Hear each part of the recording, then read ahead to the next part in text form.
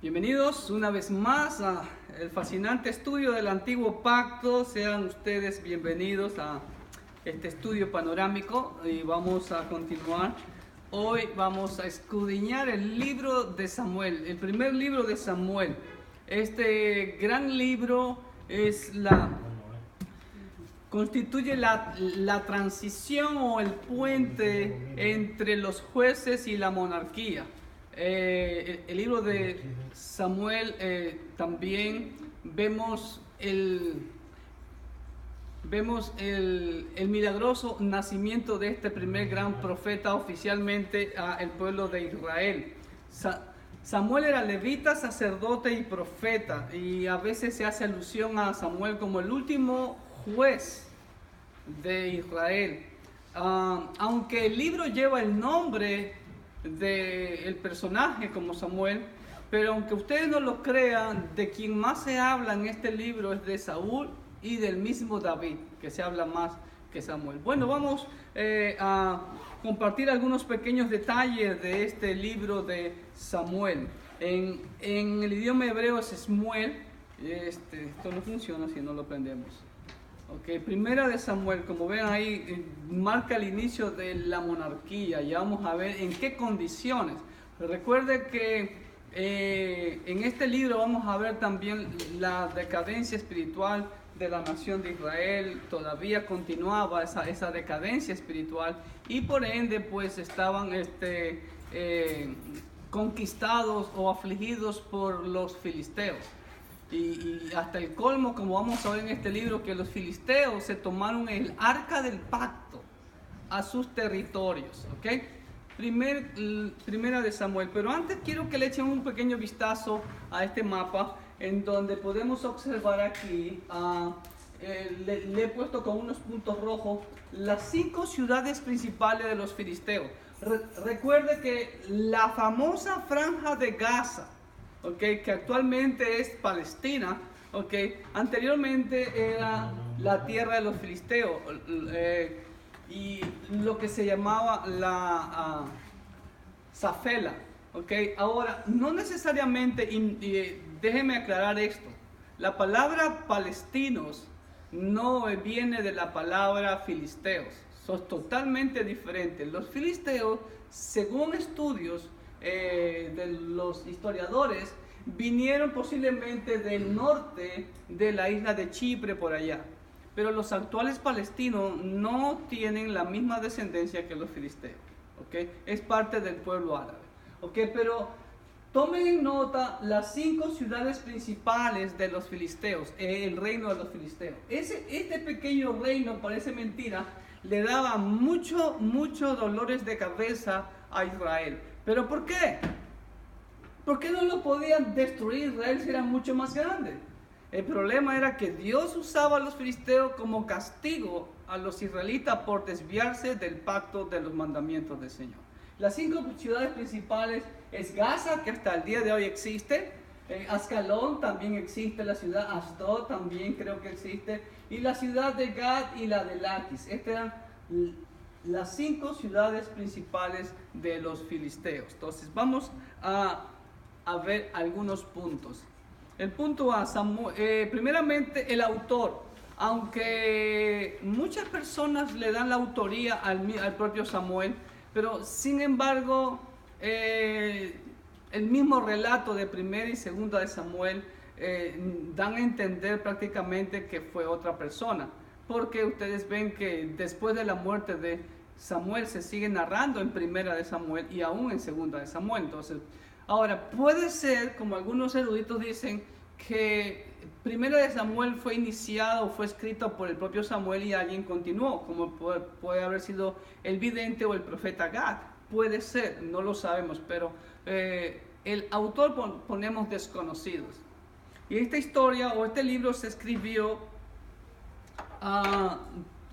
entre los años 930 al 722 a.C., porque narra, ustedes ven, hasta David sin antes ser ya coronado como rey, aunque sí fue ungido como rey. En el capítulo 27 de Primera de Samuel, versículo 6, vemos algo que nos puede ayudar a entender la fecha de este libro. Y Aquis le dio aquel día a Ciclad, por lo cual Ciclad vino a ser de los reyes de Judá hasta hoy. ¿Sí ven? Entonces, Ciclad era, como ustedes vieron ahí en el mapa, déjenme enseñarles,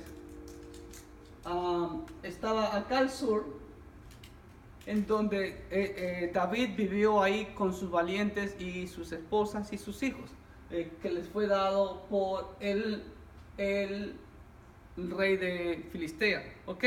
Ahora bien, el libro en hebreo es Shmuel. ¿Y qué significa Shmuel? Shmuel significa, que dice 1.8. Alguien me lea, perdón, 1.20. Cuando Ana hace una petición, ¿cómo le pone al niño? Recuerden lo que siempre le he dicho, todo nombre en la Biblia tiene un significado. Versículo 20 del capítulo 1 dice: aconteció que al cumplirse el tiempo después de haber concebido a Ana, dio a luz un hijo y le puso por nombre Samuel o Shmuel. Okay. Diciendo, por cuanto lo pedí a Jehová, o por cuanto Jehová oyó a mi súplica.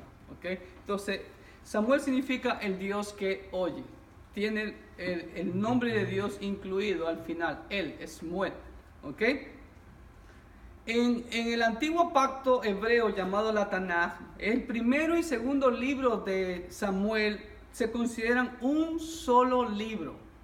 Nosotros lo hemos tenido en esta división. De hecho, hay otros que encontramos aún primera y segunda de Reyes como un solo libro. Primera y segunda de Samuel, primera y segunda de Reyes como un solo libro. ¿Ok?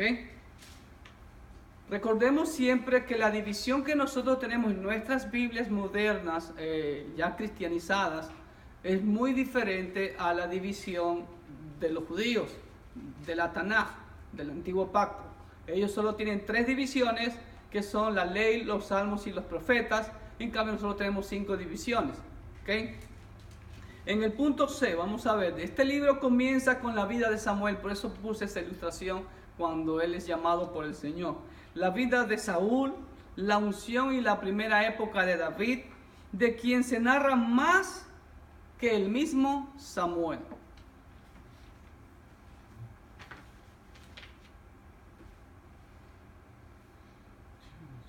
Samuel era de la tribu de Leví y era sacerdote y aparte era profeta.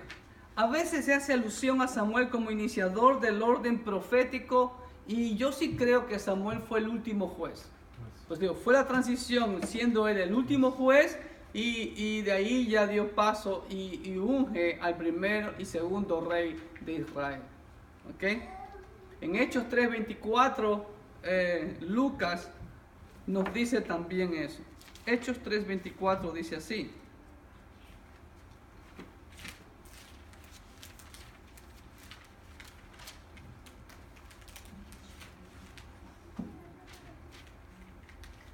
y todos los profetas desde Samuel en adelante, cuantos han hablado, también han anunciado estos días. Todo desde Samuel. Oficialmente, formalmente, los profetas de Israel empiezan con Samuel. Pero ya vemos en la Biblia, ¿quién fue el primer profeta que menciona la Biblia? ¿Quién fue el primer profeta que se menciona en la Biblia? ¿Ya se olvidaron? En Hechos 13:20 también el apóstol Pablo dice: después como por 450 años les dio jueces hasta el profeta Samuel. Entonces vemos ahí que el periodo de los jueces es hasta Samuel, y de ahí inicia la era profética formalmente. Pero la Biblia dice que el primer profeta fue Enoc. ¿Okay? Otro punto. La vida de Samuel es la trayectoria que constituye el puente que conecta a los jueces con el establecimiento de la monarquía y del reino davídico. ¿Okay? Aunque Samuel llega a ungir a David, pero aún David no funge como rey hasta el segundo libro que nosotros conocemos como el segundo libro de Samuel. ¿Okay? Podemos hacer una división del libro de Samuel en 3 partes. La primera parte serían los primeros 7 versículos que habla de la carrera de Samuel y la liberación del asedio de los filisteos. La segunda parte de este fascinante libro es la unción y rechazo de Saúl como rey de Israel, que van de los capítulos 8 al capítulo 15. Y la tercera división la podemos ver desde el capítulo 16 hasta el final, que es el capítulo 31, en donde vemos las vidas paralelas de Saúl y David hasta la muerte de Saúl y sus 3 hijos. ¿Okay? Y como en todo libro de la Biblia, en el libro de Samuel vemos al Señor Jesucristo como, ¿qué creen que vemos al Señor Jesucristo aquí? A ver, imagínense. Vamos a filosofar. Si es el inicio de qué, del periodo, no, ya eso se lo vimos en Jueces, fue nuestro juez, nuestro profeta de confianza. ¿Ok? Estamos. Ahora sí vamos de lleno a ver algunos aspectos rápidos en cada capítulo de este precioso libro de Samuel. El primer capítulo de Samuel es un capítulo muy conocido, la historia de Ana, ¿no? Con su esposo Elcana y pues ustedes saben que Ana era estéril y Ana hace un clamor al Señor y aparte hace un voto. ¿Cuál fue el voto que hizo Ana? La dedicación de ese hijo que Dios le daría. Y ella cumplió su voto. Ese es lo que vemos prácticamente en el primer capítulo. Ana hace un pedido y voto a Jehová, nacimiento y dedicación de Samuel a Jehová. Aquí vemos claramente lo que nos enseña la Escritura desde el Antiguo Pacto. Ya vimos en los libros de la ley que cuando una persona hace voto al Señor, más vale que lo cumpla. ¿Sí? Porque Dios no se complace con los insensatos, dice la Escritura. Y hoy en día muchos se lazan con sus propias palabras. Hacemos un voto al Señor, ¿ok? Pero después no lo cumplimos. Y después, ¿por qué pasan las cosas? Entonces, Ana, no solamente en momentos de angustia, como muchas personas claman al Señor y después se olvidan lo que ofrecieron, sino que Ana cumplió su voto. Y ella entregó al profeta Elí, al niño Samuel, aproximadamente de 4 o 5 años. ¿Sí ven? Y ella cumple su voto y wow, y Dios la bendijo teniendo más hijos. ¿Okay? En el capítulo 2 vemos la oración de gratitud de Ana en los primeros 11 versículos. Y también vemos en el resto de los versículos, del versículo 12 hasta el final del capítulo 2, los malvados hijos del sacerdote Elí. Vemos el mal liderazgo de los hijos de Elí. Se habían corrompido y Dios envía a un profeta y le da a Elí la sentencia de muerte de sus hijos. ¿Okay? Es lo que vemos en el capítulo 2. Oración de gratitud a Ana, los primeros 11 versículos. Los malvados hijos del sacerdote Elí, mal liderazgo, y la sentencia del castigo que les vendrá. Algunos comparan la oración profética de Ana con el Magnificat de María en los evangelios. ¿Ok? Pero vemos aquí la transición de la corrupción también. No nos dice la Escritura si Elí fue corrupto, creo que no nos dice eso la Escritura, pero sus hijos sí, ellos se habían corrompido, ¿ok? Pero vamos a ver que Dios reprende a Elí por algo más adelante que se lo dice. En el capítulo 3, aquí viene, Jehová reprende a Elí. ¿Saben por qué lo reprende? Dice por no haber estorbado a sus hijos, en el capítulo 3. Capítulo 3, y además también vemos el llamamiento a Samuel. ¿Okay? Miren lo que dice el versículo 13 del capítulo 3. Y le mostraré que yo juzgaré su casa. Dios le revela eso a Samuel. Me imagino que ya Samuel no era un niño, ya de pronto era un jovencito. cuando Dios le hace el llamado a Samuel, le revela a Samuel lo que va a pasar con Elí y con sus hijos. Y le dice, le mostraré que yo juzgaré su casa para siempre por la iniquidad que él sabe. O sea, él sabía su iniquidad, hermanos queridos. Miren, hermanos queridos, aquí hay un principio grande que lamentablemente hoy en día muchos de los pastores ignoran. Si yo callo, yo estoy en pecado. Él sabe la iniquidad que están cometiendo sus hijos, porque sus hijos han blasfemado a Dios y Él no los ha estorbado. Hay muchas personas que se resienten porque el pastor habla la palabra de Dios y se van de la iglesia. Al menos Dios no va a demandar de mí ese pecado, el de ellos. Se los declaré, no se arrepintieron, allá ellos. Son felices en otra iglesia, perfecto. Muy bien, a Dios van a rendir cuentas. Ahí vemos ese principio desde siempre. Pero que hoy en día la palabra disciplina o la palabra exhortación o la verdadera profecía, eso es la voz profética, es la exhortación. Por eso aquí empieza el orden formal de los profetas. Y Samuel empieza exhortando al pueblo de Israel. Ya vamos a verlo. ¿Ok?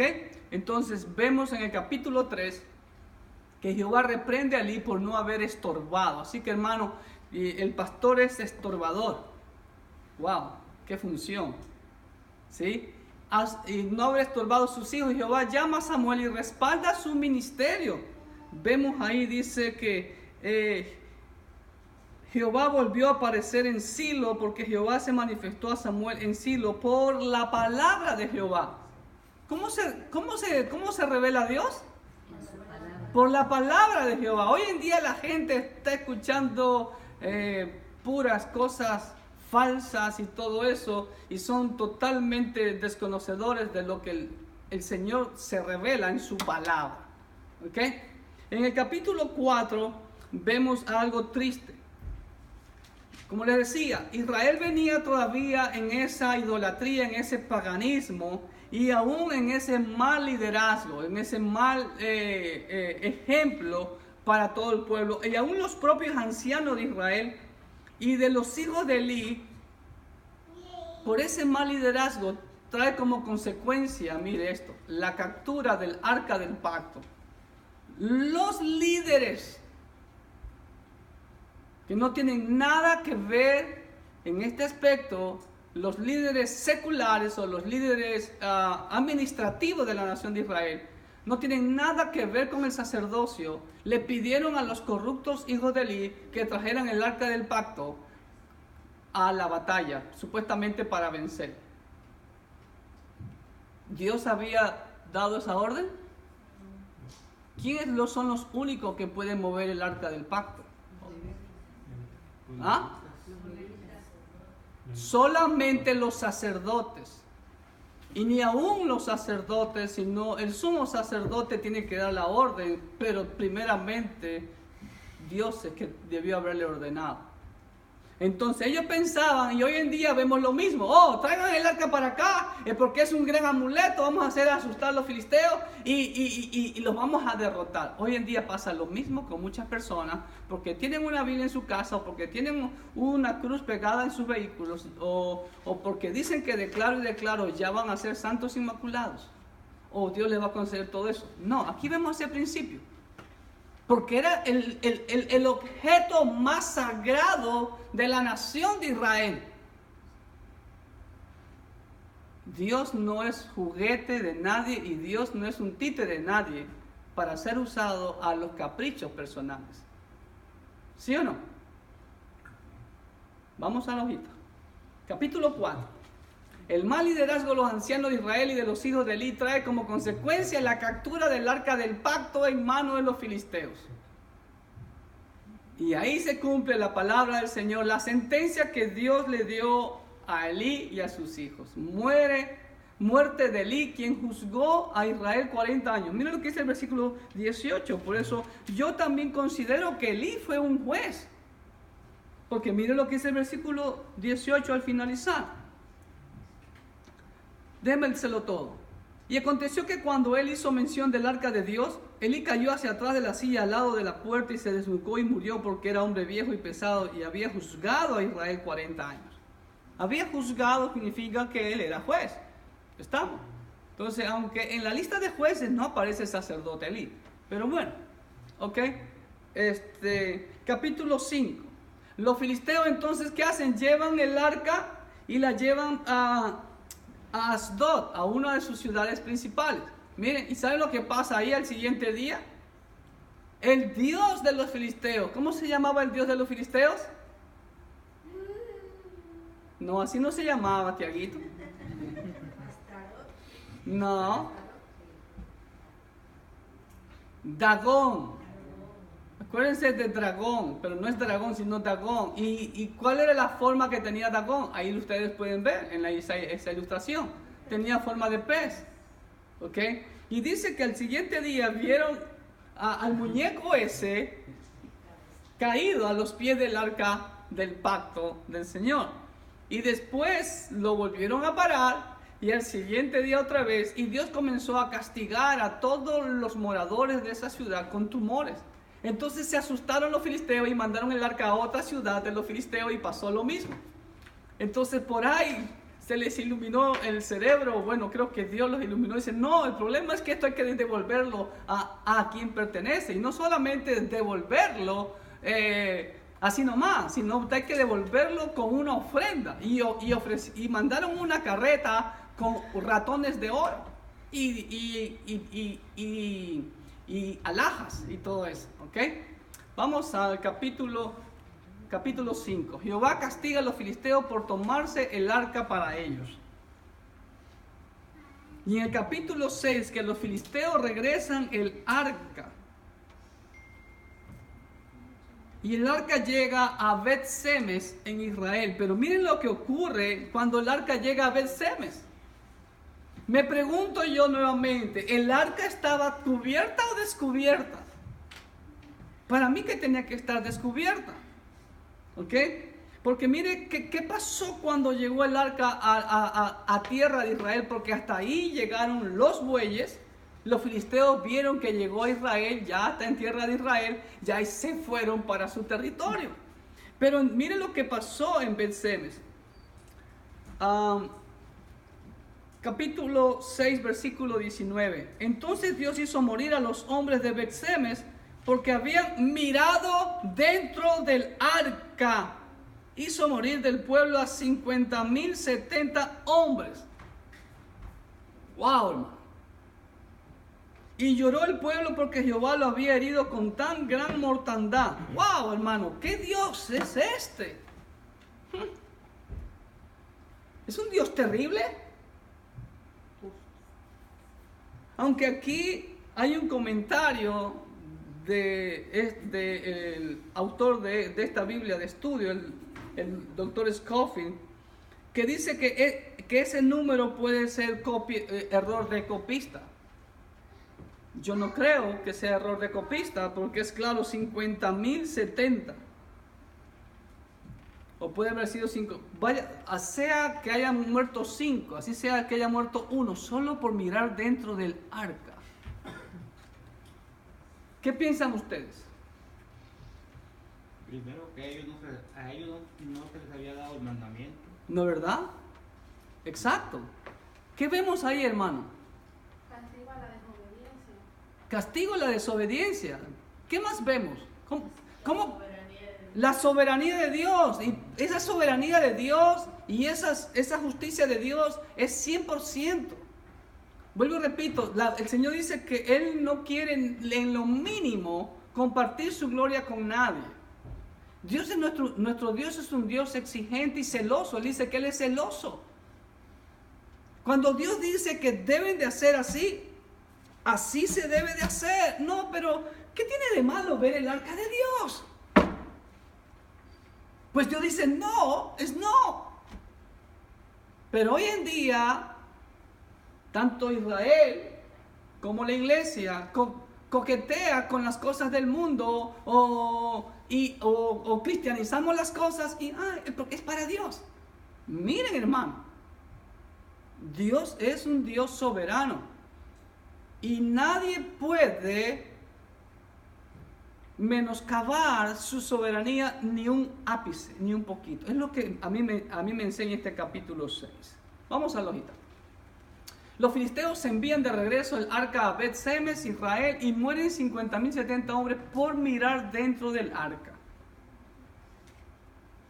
Wow, ¿y qué creen que le pasó a los de Bet-Semes? Se asustaron, dicen, no, igual que los filisteos, imagínense, el mismo pueblo de Dios tuvo miedo y mandaron el arca ya a otro lado, traspasan el arca a Abinadab, en Kiriat Jearim, y ahí estuvo el arca por 20 años, hermanos queridos. ¡Wow!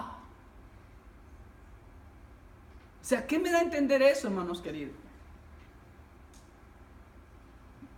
No había visión, no había obediencia, no había un líder hasta que Dios levanta a Samuel. Y ahí comienza el avivamiento con Samuel. Mira el versículo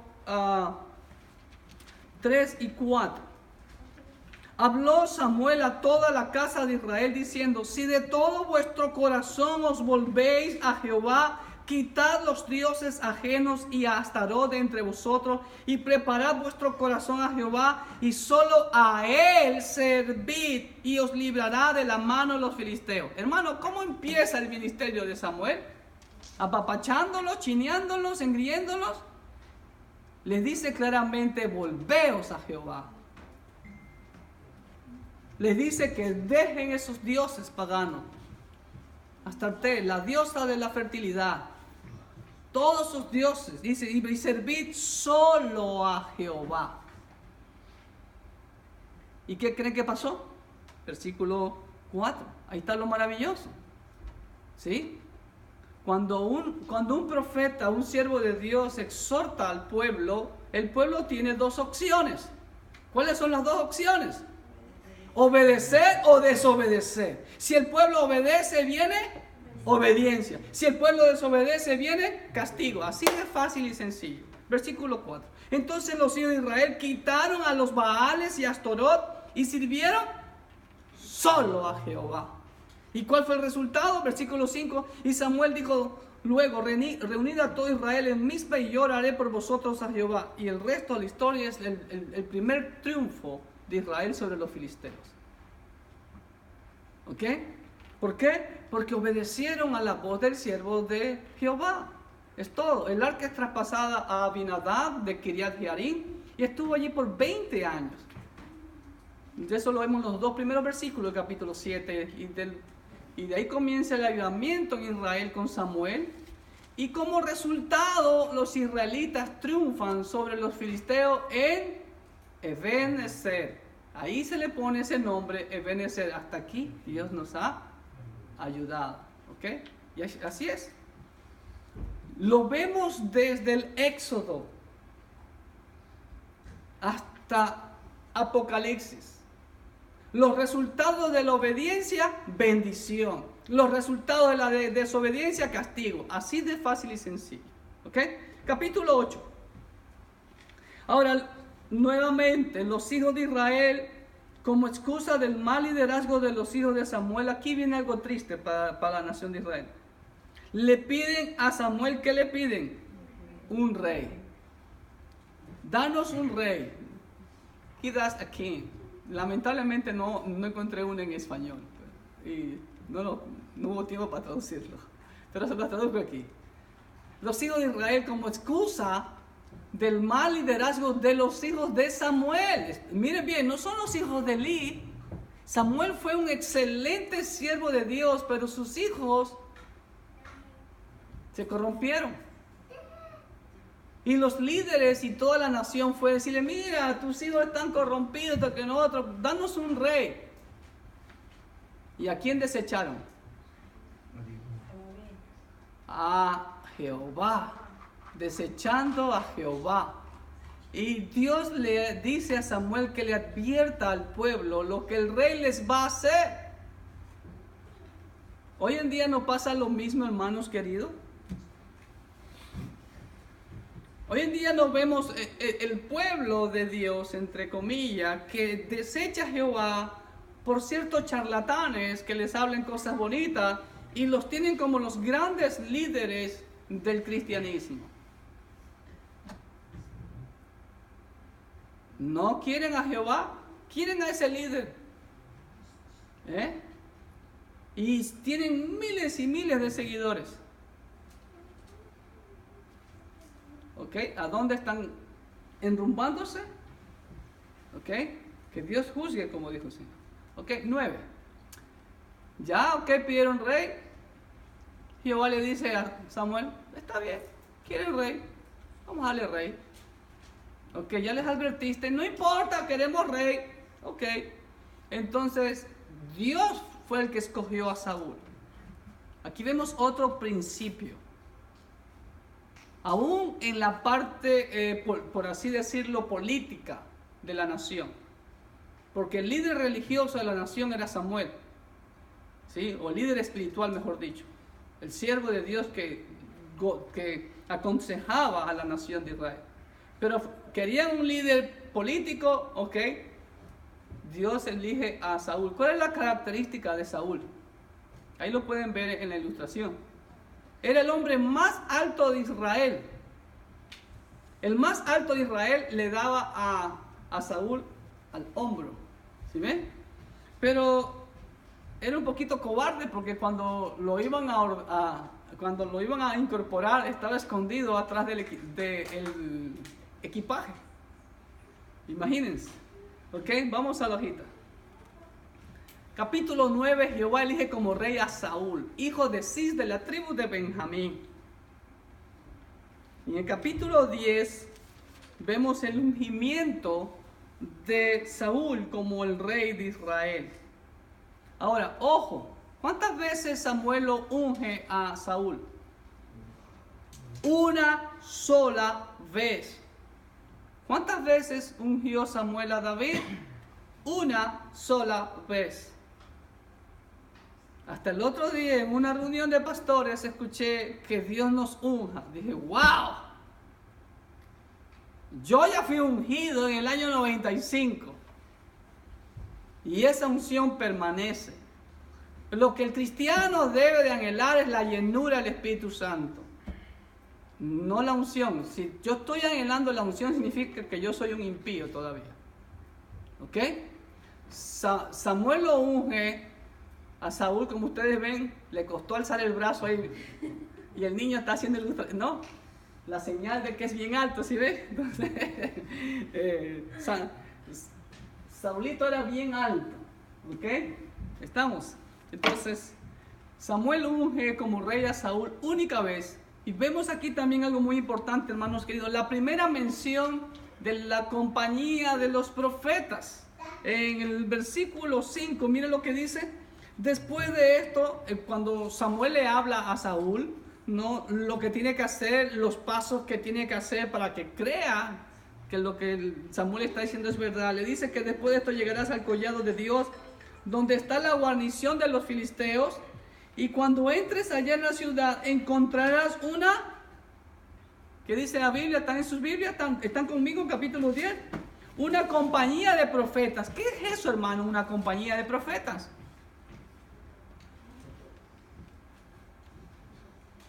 ¿Alguna vez usted escuchó esta frase? ¿Nadie? Esta frase aparece como 5 o 6 veces en toda la Biblia. Aunque se hace alusión a ellos también en otros pasajes. ¿Qué es la compañía de profetas? ¿Saben lo que era eso? Y muy posiblemente fue instituida por el profeta Samuel, o la escuela de los profetas. En otras palabras, ¿saben lo que era? Era un seminario bíblico, donde los siervos de Dios iban a prepararse.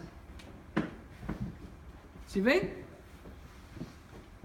Se cree que fue instituida por Samuel esta compañía o escuela de profetas. Saúl instaurado públicamente, algo más también que quiero contar ahí. Desde ahí vemos el principio, y no solamente desde ahí vemos el principio, hermanos queridos, lo vemos en el libro de Éxodo, en Levítico, en Número, en Deuteronomio. Que todos los sacerdotes tenían que prepararse para enseñar al pueblo. Y de hecho, todo rey que iban a levantar. ¿Qué tenía que hacer cada rey que se iba a levantar? Tenía que tener su copia personal de las Escrituras para que medite en ella todos los días. ¿Y quiénes le enseñaban? Los sacerdotes. Entonces vemos el principio desde el antiguo pacto de que el siervo de Dios debe ser preparado en la palabra. Samuel, aquí está el ejemplo. Él instituyó posiblemente la escuela de profetas. Pero hoy en día cualquier persona, porque sabe algo de Biblia, ya quiere ser pastor. Con todo respeto y con toda humildad. Y vemos lo que vemos hoy en día. Tantas sectas, tantas denominaciones, tanta división. Y lo que ha creado es un pésimo testimonio a la comunidad. Es lo que tenemos. Y también en el capítulo 10 vemos que Saúl instaurado públicamente como rey de Israel en Mizpa. Aunque en el capítulo 11 vamos a ver que él fue confirmado como rey en Gilgal. ¿Ok? En capítulo 11, él derrota a los amonitas. Entonces, wow, con la primer triunfo de Samuel, por así decirlo, les tapó la boca a algunos que decían, ¿y ese nos va a gobernar a nosotros? ¿Ok? Y pues Dios le da la victoria a Saúl contra los amonitas y es confirmado como rey en Gilgal. Y ya enseguida había un hambre de venganza contra los que dijeron tal cosa de Saúl. Y Samuel dice, no, hoy Dios nos ha dado victoria, es día de celebración, no de venganza. Si vemos las actitudes a veces, y vamos a ver más adelante también, cómo una actitud destruye a todo un pueblo. Solo por la prepotencia, el egoísmo de una persona.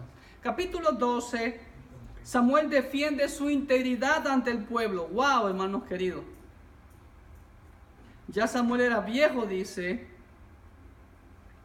Dijo Samuel a todo Israel, he aquí yo he oído vuestra voz en todo cuanto me habéis dicho y yo os he puesto rey. Ahora pues, he aquí vuestro rey va delante de vosotros. Ahí está el rey ahí en la ilustración que ustedes ven. Yo ya soy viejo y lleno de canas, pero mis hijos están con vosotros y yo he andado delante de vosotros desde mi juventud hasta este día. Aquí estoy, atestiguad contra mí delante de Jehová y delante de su ungido, si he tomado el buey de alguno, si he tomado el asno de alguno, si he calumniado a alguien, si he agraviado a alguno, o si de alguien he tomado cohecho para cegar mis ojos con él, y yo lo restituiré. Entonces dijeron, nunca nos has calumniado ni agraviado, ni has tomado algo de mano de ningún hombre. Hermano, ¿qué vemos ahí? Integridad. La integridad de Samuel, pero ¿Samuel pudo haber hecho otra cosa diferente aquí? No decir nada, pero quedó registrado en la palabra de Dios, inspirado por el Señor. ¿Me quiere enseñar algo el Señor con esto?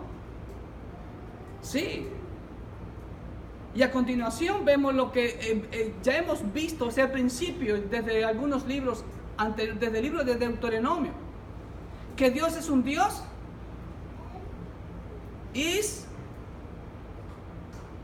Dios es un Dios histórico. ¿Qué significa eso? Que Dios vez tras vez le repite al pueblo de dónde lo sacó. Y Samuel como su siervo y el primer profeta formalmente les declara su integridad. Yo creo que hoy en día muchos pastores deberían ponerse delante de sus congregaciones y a ver si tienen la valentía de decir eso.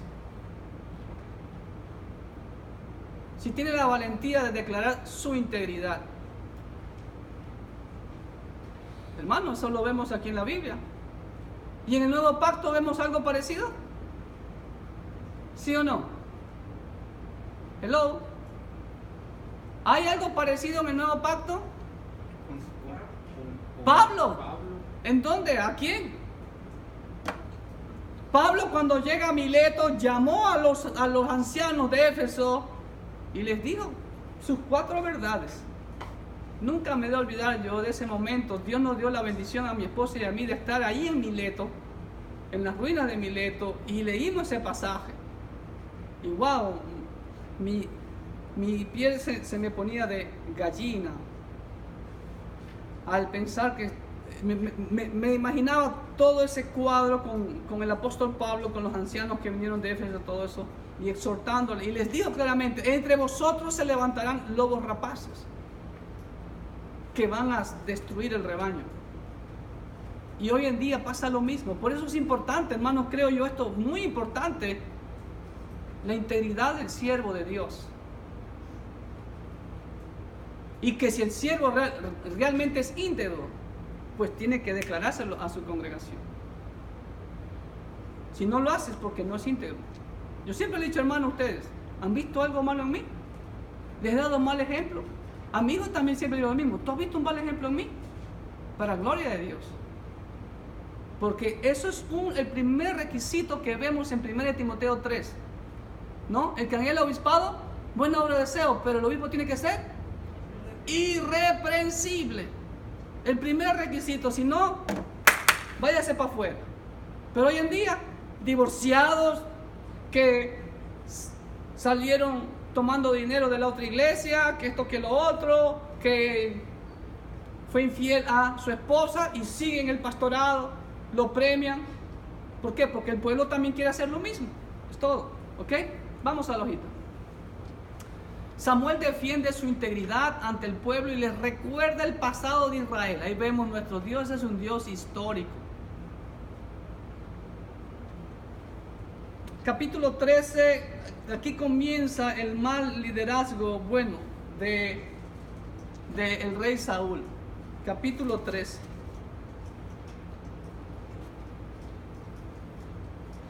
Ya había reinado Saúl, dice, 1 año, y cuando hubo reinado 2 años sobre Israel, comenzó ya, no le duró mucho, el dejarse guiar por el Espíritu Santo. ¿Saúl tenía el Espíritu Santo, sí o no? ¿Solo Berito dice sí? Claro que sí, correcto. Desde el momento en que Dios lo escogió. Recuerden que si usted ha leído 1 Samuel, como yo le dije, no, Samuel dice: ve, haz esto, ándate para allá, vas a encontrar una compañía de los profetas. ¿Y qué hizo Saúl también con los profetas?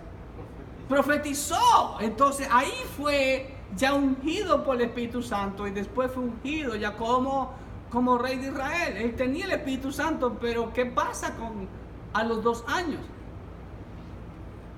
Comienza a cometer un error tras otro error. ¿Saben por qué? Porque una de las grandes debilidades y el más grande error de David fue su obstinación, su orgullo. Perdón, de Saúl. Gracias, Marixita. De Saúl, perdón.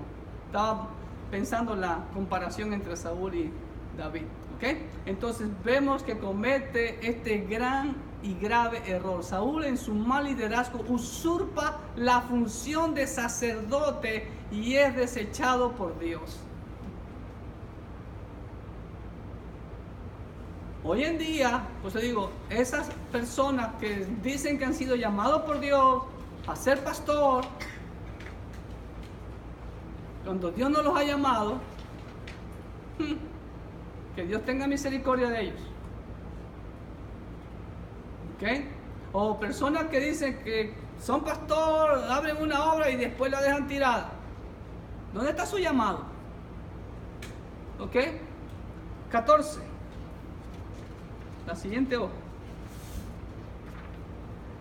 Jehová le da la victoria a su hijo Jonatán y a su criado y a Israel.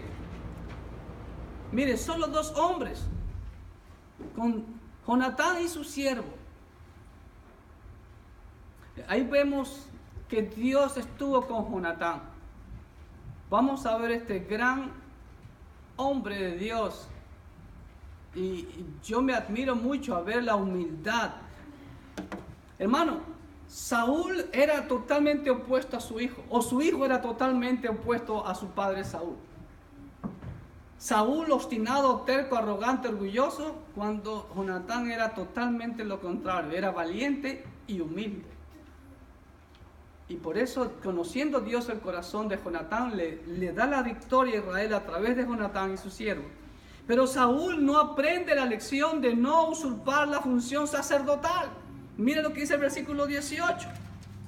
Ya estaba desesperado él en su obstinamiento, y Saúl dijo a Ahías: trae el arca de Dios, porque el arca de Dios estaba entonces con los hijos de Israel. ¿Quién es el rey Saúl para pedir el arca de Dios?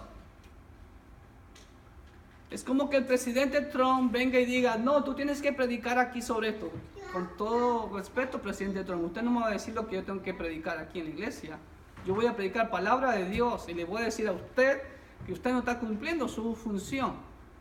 Usted se está burlando de Dios porque usted usó una Biblia en su campaña y usted está pisoteando la palabra de Dios. Si estuviera frente a mí, se lo diría. ¿Ok? Pero miren lo que hace aquí. Pero que mientras los sacerdotes iban a traer el arca, gracias a Dios que vino la nueva, ¿no? De que dice: pero aconteció que mientras aún hablaba Saúl con el sacerdote, el alboroto que había en el campamento de los filisteos aumentaba e iba creciendo en gran manera, porque Dios puso algo en los filisteos, una ceguera, y se mataron entre ellos. Entonces Saúl le dijo: ok, ya no traigas el arca, porque Dios intervino esta vez. ¿Ok? Vamos a la hojita. Jehová le da la victoria a Jonatán y a su criado y a Israel. Saúl no aprende la lección de no usurpar la función sacerdotal. ¿Eso pasa hoy en día dentro de la iglesia, hermanos? Sí. Pero eso no pasa aquí. Allá en el Valle de Texas ocurre bastante eso. Por la terquedad y precipitada orden de Saúl, el pueblo peca comiendo sangre. Los animales vivos se los comían porque Saúl dio la orden de que nadie coma. Imagínense. El pueblo necesitaba estar alimentado para poder pelear, pero él dijo: no, nadie coma, y el que come algo es muerto. Pero Jonatán, su hijo, no estaba en el momento que dio la orden. Entonces Jonatán pasó por un campo y había miel, ¿sí? Y dice que para mí era lo que había eran dátiles, y con su espada agarró y comió. Y lo manifestó. Entonces vino Saúl indignado y lo iba a matar a Jonatán. Y el pueblo dice: ¿cómo que vas a matar a Jonatán si nos acaba de dar la victoria contra los filisteos? Y por el pueblo, Dios libró a Jonatán de ser muerto por su propio padre. Increíble. ¿Hasta dónde llega el obstinamiento de una persona? ¿Usted cree que él amaba a Dios? ¿A su propio hijo lo quiso matar? Para justificación propia, ¿no? Ajá. Ok. Capítulo 15. Nuevamente, el obstinado Saúl, el desobediente Saúl, el mal siervo Saúl, no cumple la orden de destruir totalmente a Amalek. ¿Y sabe lo que hace Saúl? El pueblo. Hermano, el mal siervo, el mal líder, siempre le va a echar la culpa a alguien. Siempre busca culpables. El verdadero líder, aunque no haya sido, acepta su responsabilidad. ¿Estamos? Pero no, Saúl, es que el pueblo, y esto lo traemos para tu Dios. Imagínense. Por la obstinación, desobediencia y mal liderazgo de Saúl con respecto a Amalek, Jehová rasgó el reino a Saúl. Y Samuel se iba y él dice: no me hagas quedar mal aquí con la gente, ven, come conmigo para que no salimos en la foto y todo está bonito. Y Samuel se iba y él le agarra de su manto y le rompe el manto.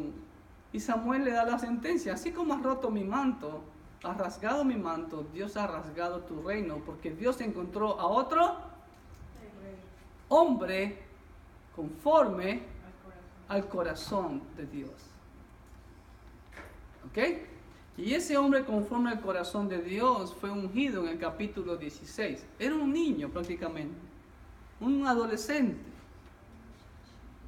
Jehová ordena a Samuel ir a Belén, a casa de Isaí, para ungir a David como futuro rey de Israel. ¿Y qué pasó? Mírenlo, mire el versículo 14. Copien hasta ahí, perdón. Ups. ¿Ok?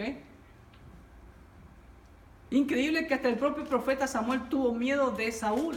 Dice, y Saúl, si Saúl se entera, no, di que vas a ofrecer sacrificio. Y así fue, no mintió, fue a ofrecer sacrificio y a ungir al futuro rey de Israel. Y ahí vemos, ya usted sabe la historia, ¿no? Enseguida vino el primogénito, todo trajeado, perfumado, bañadito, y dijo, seguro, Samuel dijo, seguro, este es el ungido de Jehová. Y se dice, un momentito, no, ese no es. Porque nos dejamos llevar por las apariencias. Hoy en día pasa lo mismo. ¿Ok? Entonces, pero faltaba un hijo que no estaba invitado a la reunión. Estaba haciendo su labor pastoril porque era pastor de ovejas. Pues así todo suscitó, vino y el Señor lo ungió a través del profeta Samuel. Pero miren lo que dice el versículo 14, me llama mucho la atención. Usted puede ver la obra del Espíritu Santo, cómo actuaba en el antiguo pacto. El espíritu de Jehová se apartó de Saúl y le atormentaba un espíritu malo de parte de Jehová. Ahí hay un principio del antiguo pacto. El Espíritu Santo venía en forma personalizada y se iba si la persona no se dejaba guiar. ¿Sí ven?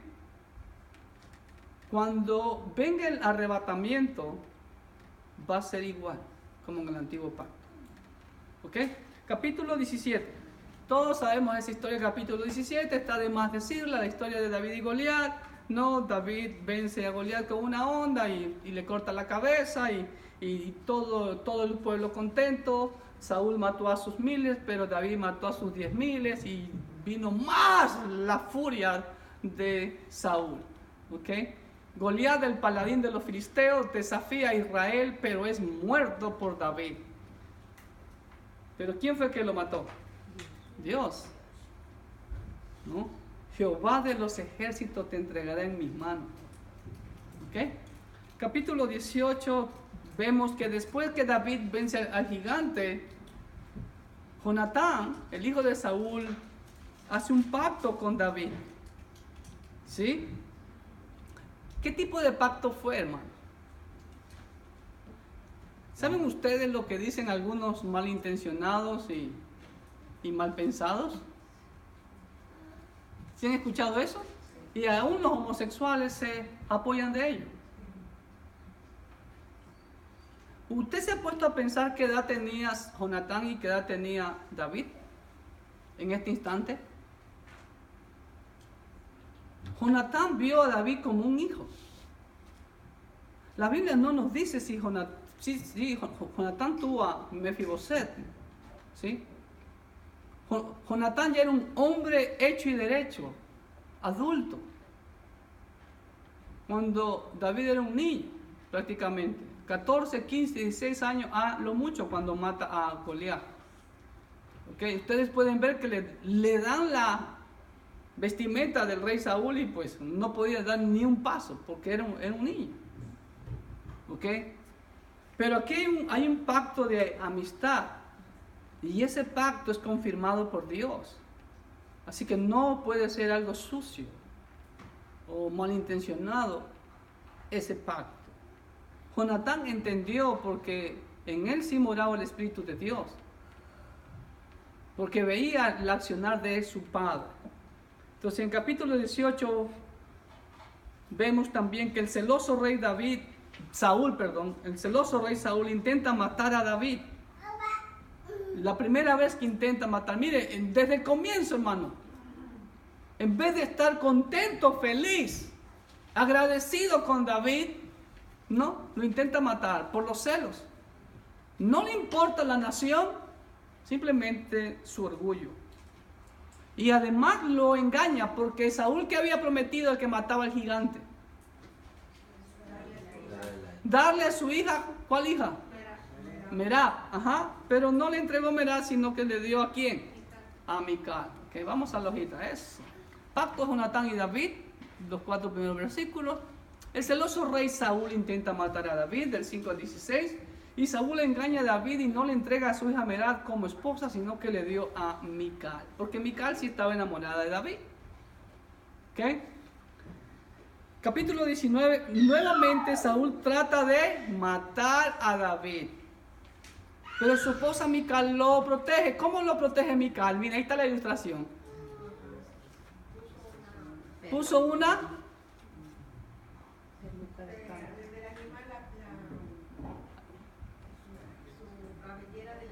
¿Así fue?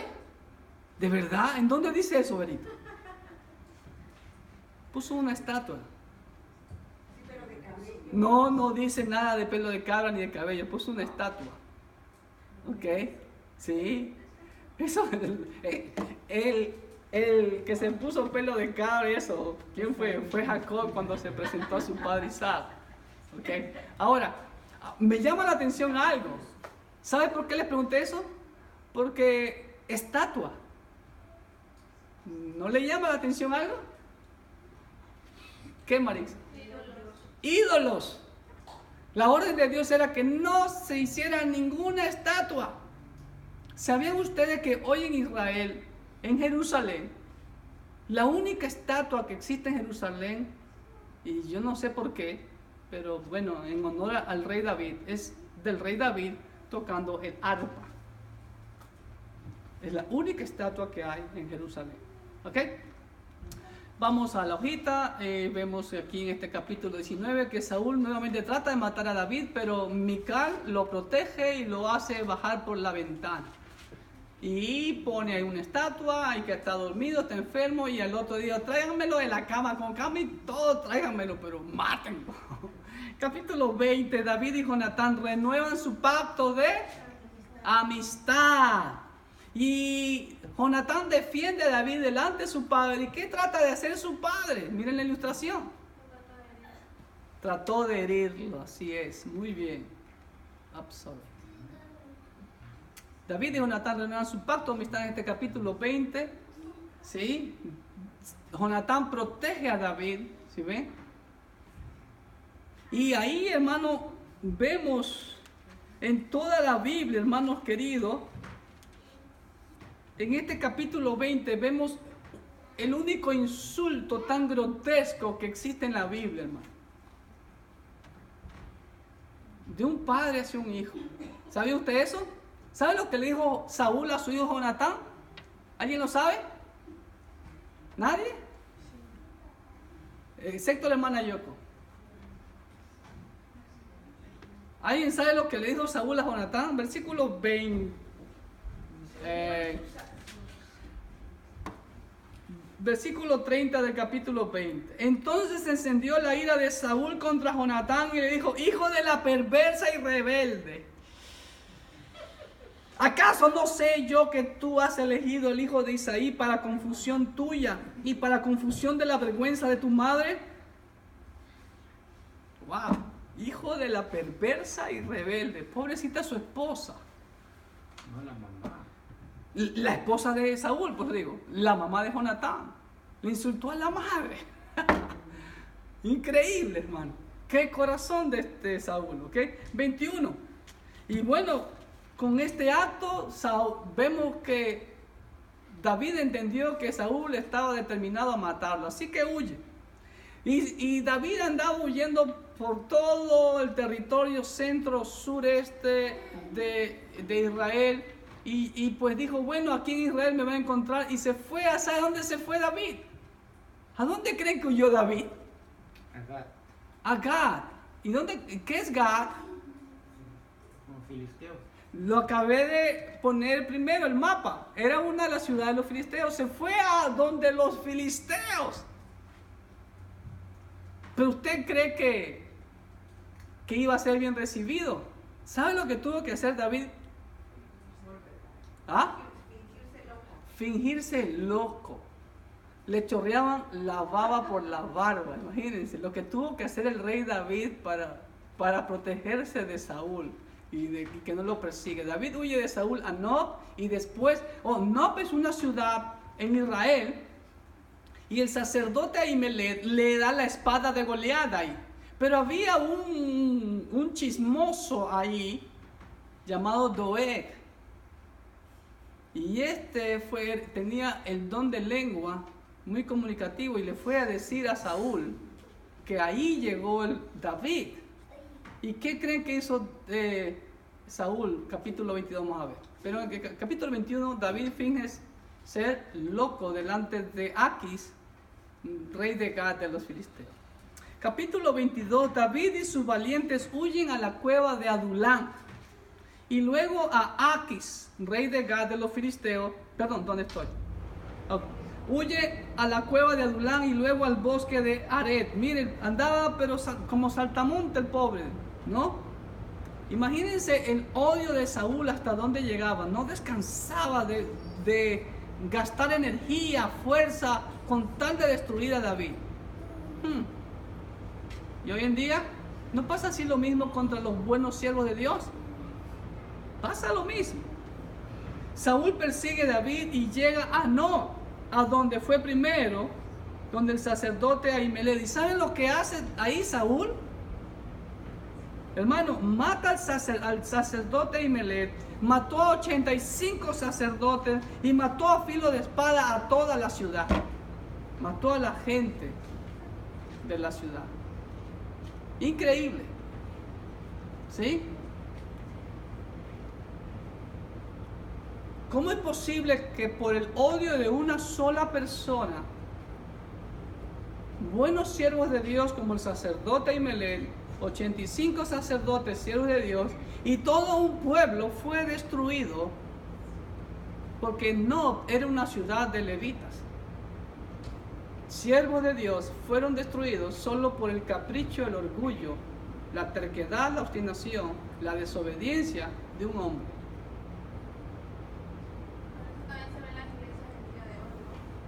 Allá vamos. Por una persona se destruye una iglesia. Por una persona.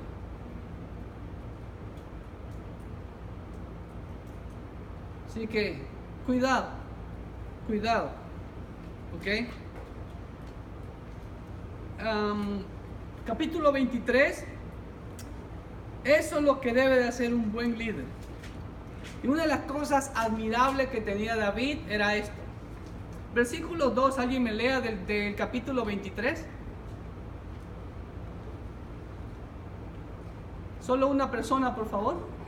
Versículo 2 del capítulo 23. Y David consultó a Jehová.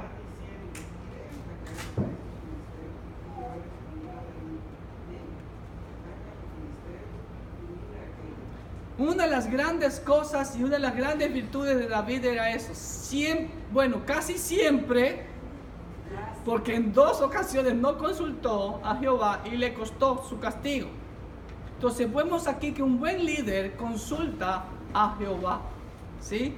Entonces David consulta a Jehová y salva a Keila de los filisteos. Era una ciudad israelita. Jonatán va donde David, porque Saúl había ido a acorralarlo, pero Jonatán sabe dónde está David, no se lo dice a su padre, y va donde David para animarlo. ¡Wow! Excelente liderazgo de Jonatán. Y mire esto, versículos 16 y 18 de este mismo capítulo 23. Permítame unos minutos tomar eso. Esto me impactó. Y de verdad que hasta las lágrimas se me salían cuando volví a estudiar este pasaje. Mira lo que dice. Entonces se levantó Jonatán, hijo de Saúl, y vino a David a Ores, y fortaleció su mano en Dios. Si ven el pacto que había, era un pacto confirmado por Dios. Nada de cochinada tenía entre los dos, sino era una verdadera, en lo que los unía a ellos, ¿qué era? El Espíritu de Dios. Dios, el amor a Dios los unía. Y le dijo Jonatán a David: no temas, pues no te hallará la mano de Saúl mi padre, y tú reinarás sobre Israel. ¡Wow! Hermano, ¿quién iba a ser el siguiente rey de Israel después de Saúl? ¿Cuál hijo? Jonatán. Y él le dice: tú reinarás sobre Israel. y yo seré segundo después de ti. Ay, bendito Dios. ¿A cuánto le gusta ser segundo? Dígame. 23, 16, del 16 al 18. Y aún Saúl mi padre así lo sabe. Y ambos hicieron pacto delante de Jehová. Y David se quedó en Ores y Jonatán se volvió a su casa. Hermanos queridos, ¿por qué hay tantas iglesias aquí en Manassas? Hispanas. Porque nadie quiere ser segundo. Todos quieren ser jefes. Y ni siquiera se han preparado para ser jefes. Y no solamente aquí en Manassas, lo vemos en muchas partes del mundo.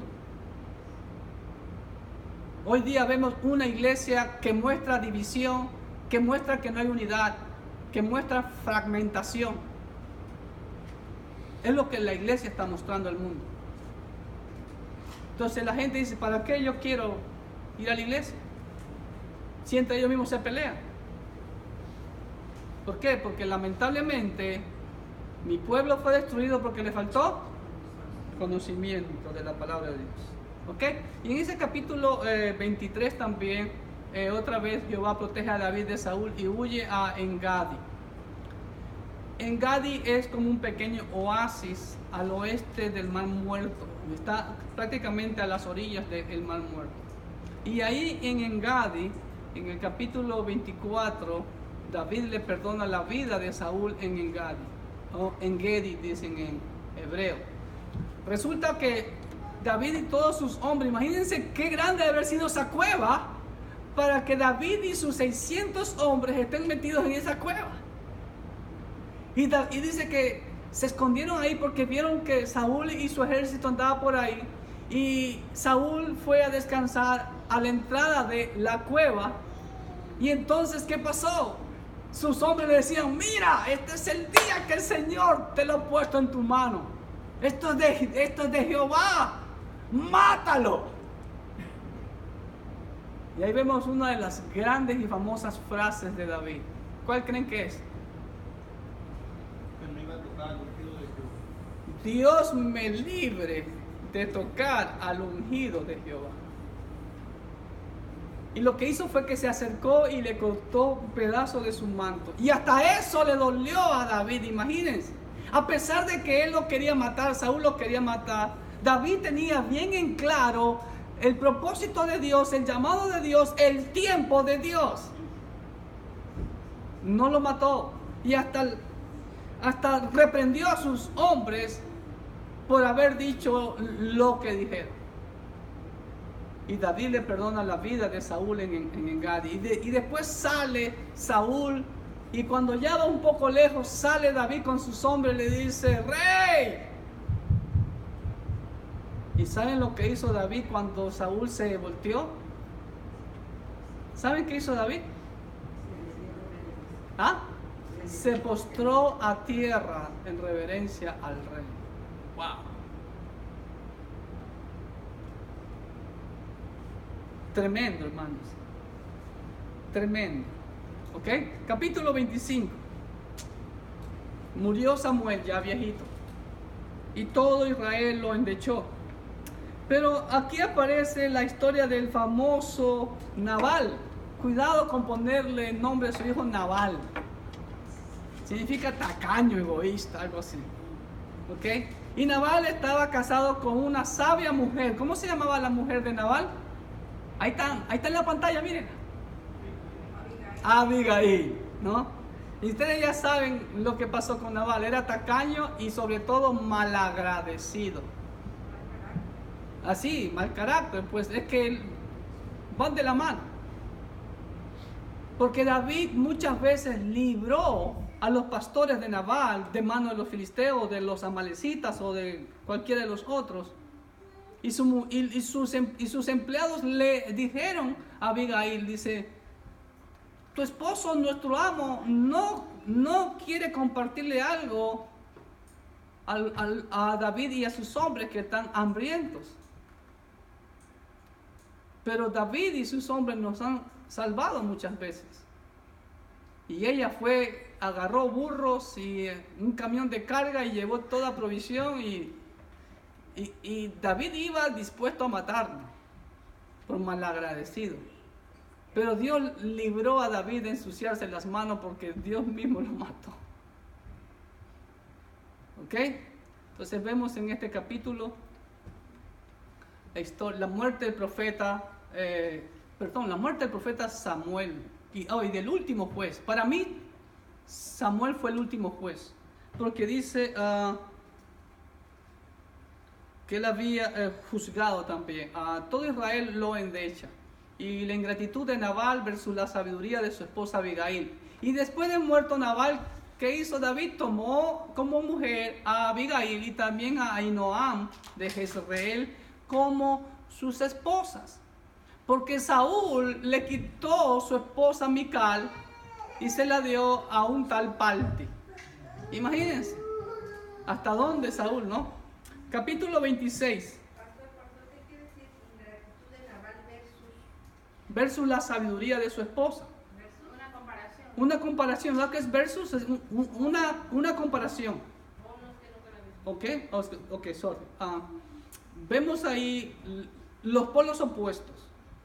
Nabal era terco, mal carácter, necio, malagradecido. En cambio, Abigail era una mujer sabia y agradecida y humilde. ¿Sí ve? Entonces eso, ¿ok? Capítulo 26, nuevamente David perdona la vida de Saúl en el desierto de Sif. Ahí llega hasta el campamento de Saúl. Y el que lo acompañaba lo quería enclavar ahí. Y nuevamente David lo detiene. Dice: no tocarás al ungido de Jehová. Sea como sea, fue Dios quien lo ungió. Vemos el respeto hacia el ungido de Jehová, que hasta el día de hoy existe. Amén. Silencio en la corte. Ok, vamos a la hojita. Nuevamente David perdona la vida de Saúl en el desierto de Sif. Imagínense por todos los lugares que David estuvo andando, y eso lo vemos en el siguiente mapa. De ahí huye nuevamente David. Miren todo este recorrido, miren por dónde anduvo, hasta Moab. ¿Sabían ustedes que, no me acuerdo en qué capítulo, David fue a dejar a sus padres a Moab para que los cuidara, porque el odio de Saúl era tan grande que iba a matar hasta sus propios padres? Y miren, y por aquí está En-Gedi, si ve, a la orilla del Mar Muerto. Hay una cascada preciosa ahí, y pues tengo ganas de irme a dar un chapuzón por allá unos 2 días. Así que pues, y vino, después ¿a dónde vino? Dice el capítulo 27, a Aquis, rey de Gad. Aquí, ¿dónde está Gad? Aquí está Gad, ¿sí ven? Vino ahí, y ahora sí ya Gad lo acogió, y estuvo viviendo ahí y el rey Aquis de Gad le dio Siclá, porque Gad era una ciudad real. Entonces Aquis le dio ese pequeño pueblito Siclá, que está bastante retirado. Ustedes ven casi ya el desierto, en el Negev, cerca de los amalecitas. ¿Ok? Entonces durante 1 año y 4 meses que David estuvo por allá, comienza a hacer excursiones contra los amalecitas, los gesuritas, y también contra los gesritas. ¿Ok? Pero no dejaba a nadie con vida para que no vayan a informarle al rey Aquis lo que estaba haciendo. Cuando volvía David a donde Aquis le preguntaba: ¿de dónde vienes? Vengo del Negev de Judá, decía él. O sea, acá si ve el Negev. Porque supuestamente para el rey Aquis, David se había vuelto abominable contra su pueblo. ¿Ok? Pero David estaba salvando a su pueblo. ¿Ok? Vamos a la hojita.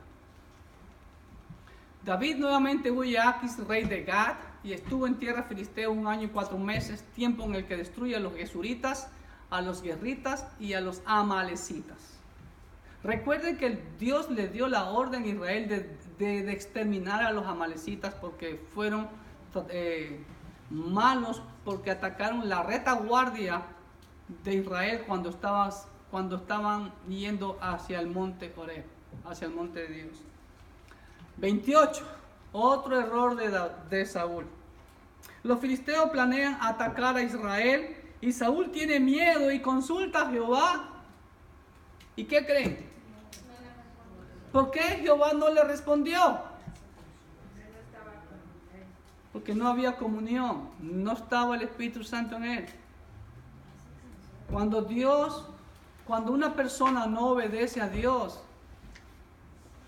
no me acuerdo qué versículo es que transliteralmente dice Pedro dice, por ejemplo, dice, si no tratamos bien a nuestras esposas, nuestras oraciones van a ser estorbadas.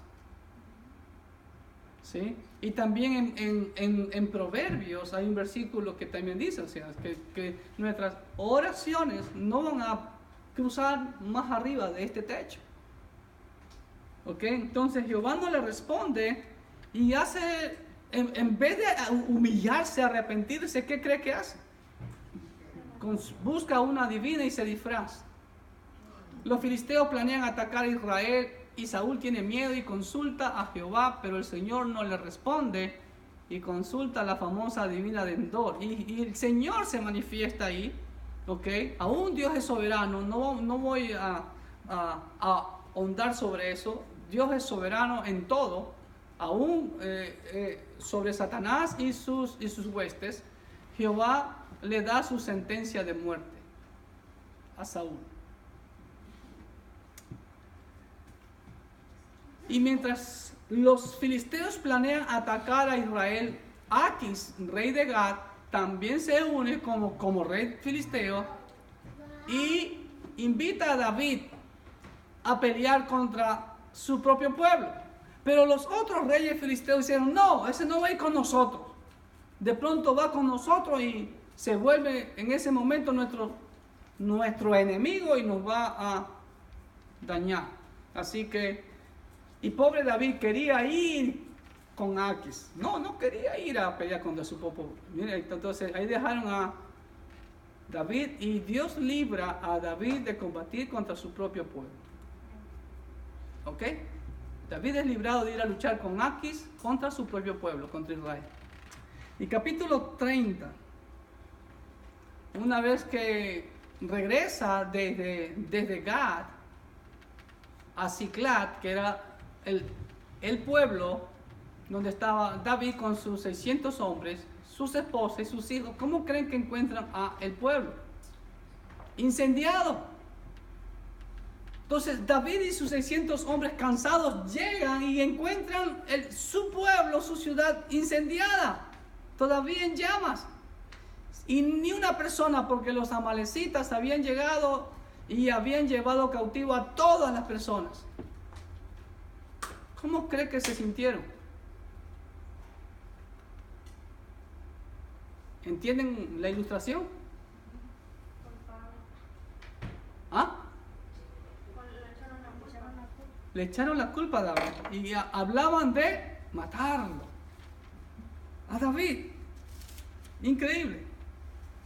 ¿Y qué hizo David? Mas David se fortaleció en Jehová su Dios. Y dijo David al sacerdote Abiatar, hijo de Ahimelech, yo te ruego que me acerques el efod. Y Abiatar acercó el efod a David. Y David consultó a Jehová. Y el Señor le confirmó, ve tras ellos, porque obtendrás la victoria. Y David fue tras ellos, encontró a un esclavo egipcio que estaba medio moribundo, les dan de beber, le dan de comer a este egipcio, y David le perdona la vida y lo acoge y le dicen dónde está. Y lo siguieron y los encontraron festejando de parranda, los amalecitas, emborrachándose, celebrando el triunfo, y fueron pan comido para David y sus hombres.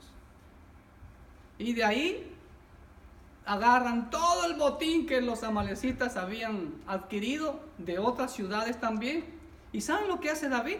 Bueno, solo fueron 400 hombres con David. 200 hombres estaban bien cansados y se quedaron cuidando el bagaje, el equipaje. Y cuando regresaron con todo el botín, los cuatro, algunos hombres, y luego solo falta uno nomás, dijeron, no, ustedes no van a recibir parte del botín. Y David le dice, no, ellos también tendrán parte del botín, porque son parte del equipo. Si vemos el principio del reconocimiento, y dice ahí en el capítulo 30 que eso fue ley hasta el día de hoy. Y además de eso, ¿saben lo que hizo David? Como el botín era bien grande, comenzó David, agarró FedEx y UPS y comenzó a mandar de todo el botín a todas las ciudades y pueblos que lo habían apoyado a David. ¡Wow! ¡Qué corazón de David! ¿Okay? Eso narra el capítulo 30. David regresa y ven que Siclag fue incendiada por los amalecitas y se llevaron a todas las personas cautivas. Y vemos conflicto con sus valientes, Selah. ¿No pasa hoy en día lo mismo, hermano? ¿De quién es la culpa siempre? Okay. David derrota a los amalecitas y recupera a todas las personas y toma gran botín y lo repartió entre todos los que le dieron respaldo. Eso se llama gratitud, hermano. Si vemos un hombre grato, agradecido, se llama David. Y por último, capítulo 31, termina el libro de Primera de Samuel con la triste derrota no solamente de Israel en manos de los filisteos, sino que también la muerte de Saúl y sus 3 hijos, Jonatán, Abinadab y Melquisúa. ¿Y cómo muere Saúl? Ahí miren la foto, eso parece que es de una película que la bajé por internet.